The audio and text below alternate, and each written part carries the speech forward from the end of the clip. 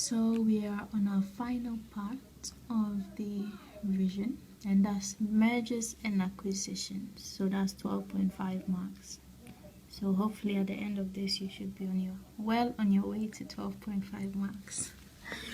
So this is 2014, and this is a question that comes very common. But then there are two types of questions that appear in the past questions. So we are looking at both of those.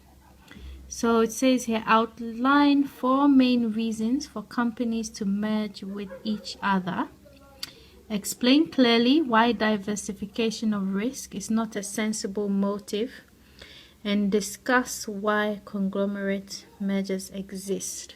So notice that it's divided into 3 parts. So there's not a huge number of marks that would be required for this question. So 4 main reasons for companies to merge with each other, and that is similar to merger motives. So that's another way she can frame the question. What are the 4 motives of mergers? So we've come to the textbook, and you'll be able to find it in here under the chapter of mergers and acquisitions. So if you notice, there are 4 main merger motives.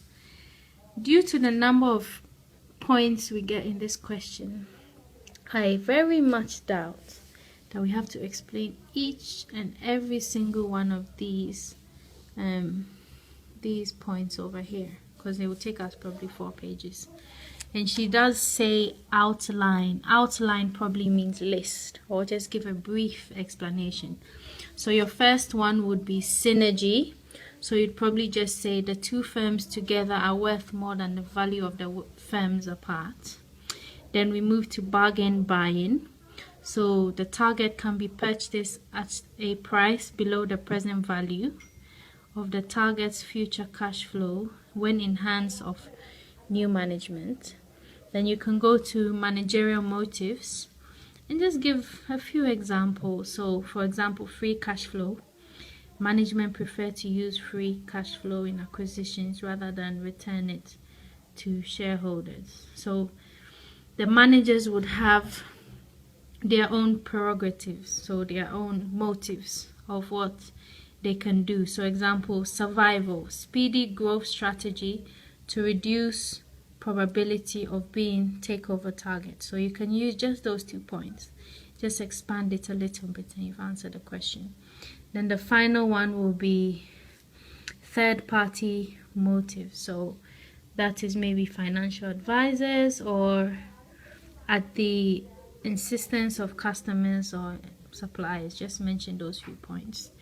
And you have answered the first part of the question. Now we move to why is diversification of risk not a sensible motive?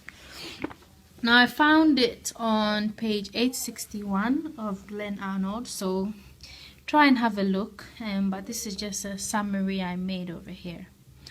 So we have here that investors can obtain the same risk reduction in an easier and cheaper way simply by buying a range of shares in separately quoted firms.